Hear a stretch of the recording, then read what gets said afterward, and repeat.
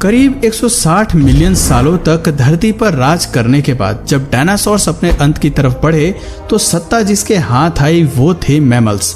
6.5 करोड़ साल पहले तक जब डायनासोर्स अपनी ताकत की नोक पर एनिमल किंगडम को दबा कर रखते थे तब ये जीव भी उसी जंगल का हिस्सा थे, लेकिन इनका अस्तित्व डायनासोर जैसे जानवरों के सामने कुछ भी नहीं था। उन्हें ताकत में जीत पाना भले ही इनके लिए असंभव था, लेकिन आने वाला भविष्य इनके नाम लिखा जा चुका था। दोस्तों 6 करोड़ साल पहले एस्टेरॉयड की तबाही डायनासोर्स की मौत अपने साथ लेकर आया। इसके पहले वीडियो में हमने जाना था कि कैसे डायनासोर्स धरती पर पनपना शुरू हुए। उन्होंने अपना साम्राज्य फैलाया और एस्टेरॉयड के धरती से टकराते ही उन्होंने अपना सब कुछ खो दिया। कुछ प्रजातियों ने मिनटों में ही अपना दम तोड़ दिया, जबकि बाकी बची 10% आबादी धीरे धीरे विलुप्त हो गई। अब चलिए शुरू करते हैं आगे के सफर को और जानते हैं कि 10% आबादी को किस दौर से गुजरना पड़ा और इंसान कैसे जन्मा।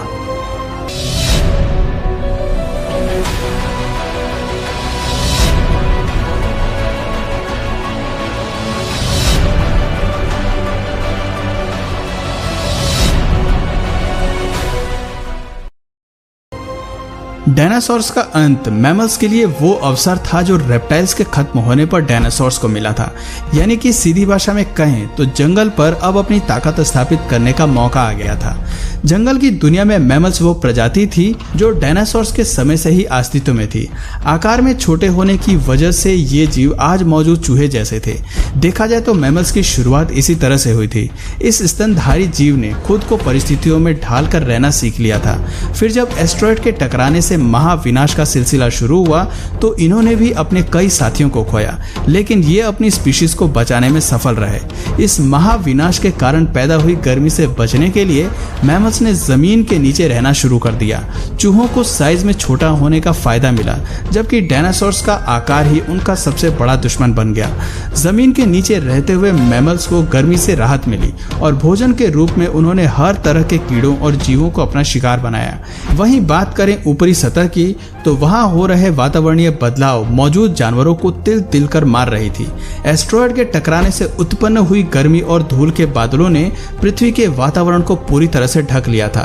अब धरती पर सूरज की रोशनी तक नहीं पहुंच पा रही थी, लेकिन सतह पर मौजूद हीट की वजह से बहुत सारे जानवर मारे जा चुके थे। कई सालों तक जब ये सिलसिला जारी रहा तो पेड़ पौधे पूरी तरह से नष्ट हो गए। प्रकृति का बनाया इकोसिस्टम हिल गया। सूरज की रोशनी ना मिल पाने के कारण धीरे धीरे पृथ्वी ठंडी होती चली गई, लेकिन अब तक डायनासोर्स की आबादी धरती से विलुप्त हो चुकी थी। बचे थे तो केवल 5% जानवर, जिनमें से ज्यादातर मैमल्स के परिवार से संबंध रखते थे। महाप्रलय के प्रभावों के थम जाने के बाद धूल के बादलों ने छटना शुरू किया। धरती पर एक बार फिर वातावरण ने सामान्य होना शुरू किया। पृथ्वी पर इकोसिस्टम फिर से अपने पुराने फेज में आने लगा। इस दौर में मैमल्स की प्रजाति केवल 5% तक सीमित थी, लेकिन एडेप्टिव रेडिएशन के चलते ये मैमल्स इवॉल्व होना शुरू हो गए और इनमें से कई नई प्रजातियों ने जन्म लेना शुरू किया। इस प्रक्रिया में लगभग 5.5 करोड़ साल पहले बंदरों ने जन्म लिया। आपको बता दें कि शुरुआती बंदरों की शारीरिक बनावट आज से काफी अलग थी। इनके मुख पर आंखें आगे की ओर थी और शरीर छोटा था, लेकिन ये शारीरिक बनावट ज्यादा समय तक एक जैसी नहीं रहने वाली थी। इयोसीन इपोक के इस टाइम पीरियड में प्राइमेट्स के सर में एक अहम एवोल्यूशन हुआ, जिसकी वजह से इनके स्पाइनल कॉर्ड में भी बदलाव आया और ये चारों पैरों की बजाय 2 पैरों पर खड़ा होना सीख गए। खैर, प्राइमेट्स के अलावा एवोल्यूशन धरती पर मौजूद पेड़ पौधों और वातावरण में भी हो रहा था। वो पूरी तरह एक नॉर्मल फॉर्म में आ चुके थे और धरती का तापमान 24 डिग्री सेल्सियस तक पहुंच चुका था। करीब 4.5 करोड़ साल पहले बदलाव के चलते ही हमारे दिन 24 घंटे के हो गए। इसके साथ ही हमारी टेक्टोनिक प्लेट्स में भी हलचल हुई। अब तक हमारे सभी द्वीप अपनी अपनी स्थिति पर थे। केवल एक और नई संरचना होना बाकी थी, जिसके तहत 2 बड़े महाद्वीप अपनी जगह से खिसक कर एक दूसरे के करीब आ गए। ये वही द्वीप थे जिन्हें आज हम भारत के नाम से जानते हैं। भारत ने अफ्रीका से अलग होकर एशिया तक पहुंचने में कई लाखों करोड़ों साल लगाए। ऐसे में जब ये टेक्टोनिक प्लेट्स एशिया से जा मिली तो हिमालयन रेंज का निर्माण हुआ। इस निर्माण में कई ऐसी श्रृंखला विकसित हुई जिसके चलते उत्तर में भारत की भौगोलिक स्थिति बदल गई। इसके साथ ही मौसम के पैटर्न में भी भारी बदलाव आया। इस टकराव के चलते दुनिया के सबसे बड़े माउंटेन माउंट एवरेस्ट का भी निर्माण हुआ और इसके निर्माण के साथ ही ये तय हो गया कि आने वाले भविष्य में भारत में कई बड़ी नदियों का भी निर्माण होने वाला है, जो इस पूरे द्वीप की फॉर्मेशन को काफी हद तक बदलने वाला था। खैर, जहां एक तरफ धरती के हर द्वीप में विकास शुरू हो चुका था, वहीं दूसरी तरफ एवोल्यूशन की होड़ में जानवर भी अपने आप को काफी हद तक बदल रहे थे। द्वीप को अपने मौजूदा स्थिति में पहुंचने पर जंगलों में भारी गिरावट आ रही थी और मुख्य रूप से ग्रासलैंड्स का निर्माण हो रहा था। उधर जानवर भी घास के मैदानों में रहने के लिए एडॉप्ट हो रहे थे और साथ ही साथ नई प्रजातियों का भी विकास हो रहा था, जो ग्रासलैंड्स में अपना दबदबा बनाने की कोशिश कर रहे थे।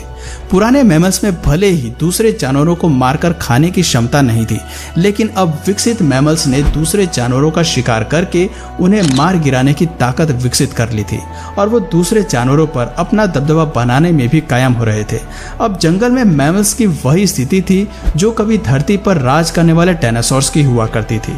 लगभग 1 करोड़ साल पहले धरती अपने उस स्वरूप में आ चुकी थी जैसे कि वो आज हमें दिखाई देती है। वातावरण से लेकर पेड़ पौधों तक सब कुछ अपने फुली इवॉल्व रूप में थे।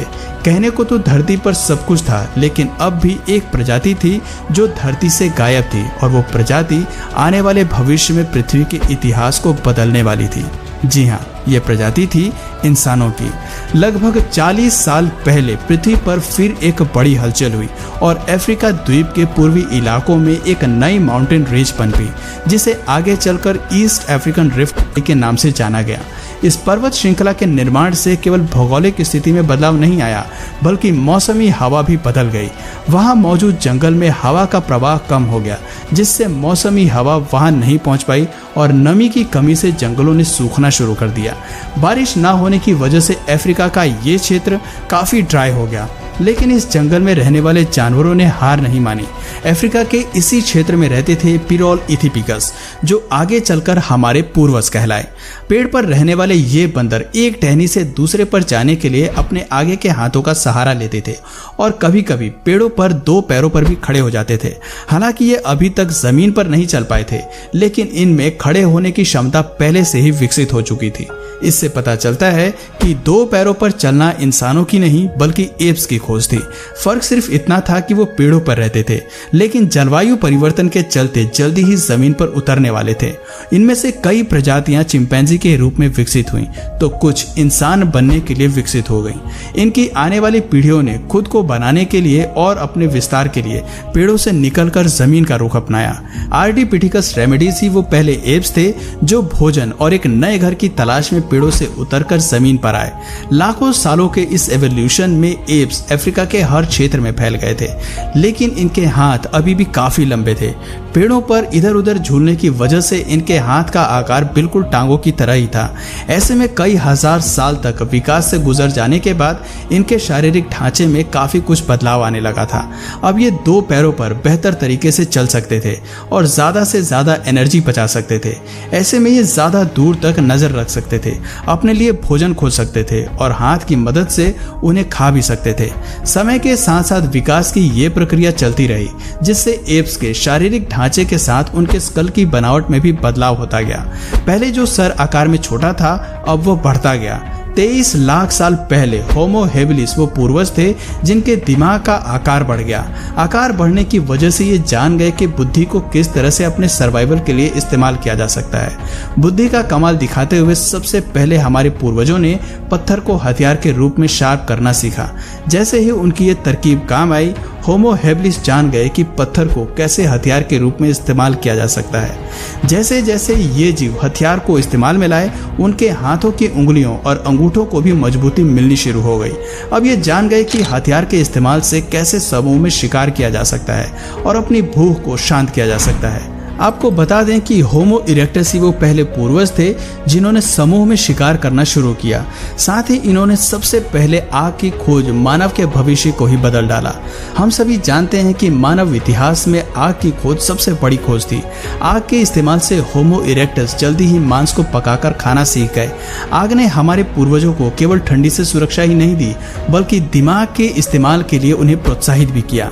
अगर आप सोच रहे हैं कि कैसे, तो आपको बता दें कि आग के इस्तेमाल से भोजन को चबाने में लगने वाली ऊर्जा कम हो गई।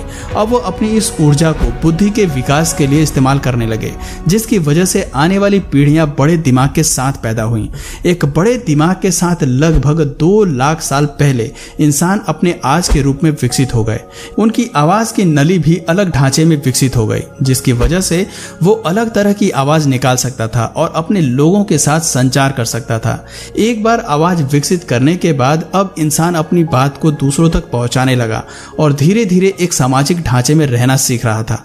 हालांकि हम अपने आज के रूप में आ चुके थे, लेकिन कई आविष्कार अभी भी बाकी थे। अपने लिए एक समाज, घर और नगर का निर्माण करना बाकी था। कहने को आज भले ही मनुष्य अपनी एडवांस स्टेट में है, लेकिन आज भी एवोल्यूशन जारी है। मनुष्य आज भी बदल रहा है और उसका एवोल्यूशन जारी है।